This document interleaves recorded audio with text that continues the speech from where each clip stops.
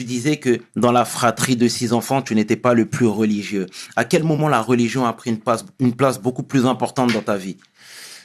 J'ai d'abord eu une chance énorme, c'est que je suis d'une famille extrêmement religieuse, Mhm, c'est-à-dire et ma mère et mon père étaient des êtres qui étaient portés par la religion, par la spiritualité, par ces valeurs-là, et ils se sont toujours engagés, c'est-à-dire que leur exil même, qui a fait qu'à un moment donné, ils ont dû quitter l'Égypte parce qu'il y avait un dictateur et qu'eux étaient engagés dans une voie qui était d'opposition à la mhm. dictature, a fait que nous sommes 6 enfants. Il y en a deux qui sont nés en Égypte, deux qui sont nés en Syrie, deux qui sont nés en Suisse. Donc voilà, on s'est répartis D'accord. au niveau des pérégrinations de l'exil.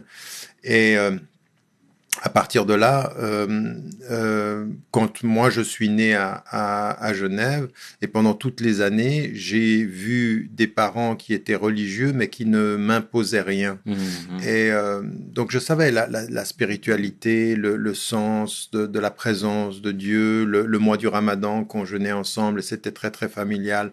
Fait qu'à des moments donnés, moi je n'étais pas dans la pratique, tout en étant en adhérant au sens profond de la foi en Dieu, de la présence. Et puis à un moment donné, effectivement, par mes propres ailes et avec mon propre engagement, j'y suis venu sans être totalement écarté, mais sans être assidu. C'est le mot que tu as employé apparemment, si j'ai mhm. bonne mémoire. Et Bien donc, sûr. à un moment donné, j'y suis revenu par mon propre cheminement.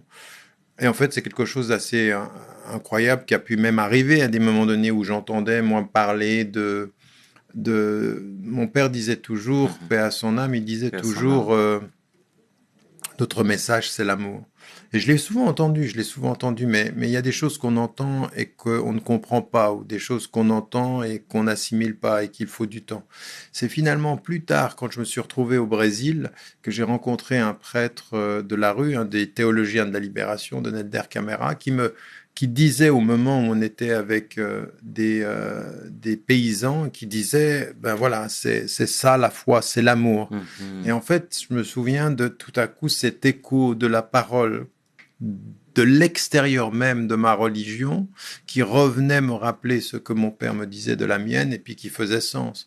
Donc sur ma route, il y a eu tout ce qui venait de l'intérieur et tout ce qui venait sur mon chemin de chrétiens, de d'athées, de juifs, de personnes qui n'étaient pas de ma tradition et qui m'ont renvoyé à la mienne et qui ont donné du sens et qui était presque une invitation à l'approfondir. C'est-à-dire qu'en Mhm. fait, l'universalité dans mes rencontres m'a fait comprendre l'essentiel et la singularité de ma religion et j'y suis revenu comme ça. D'accord.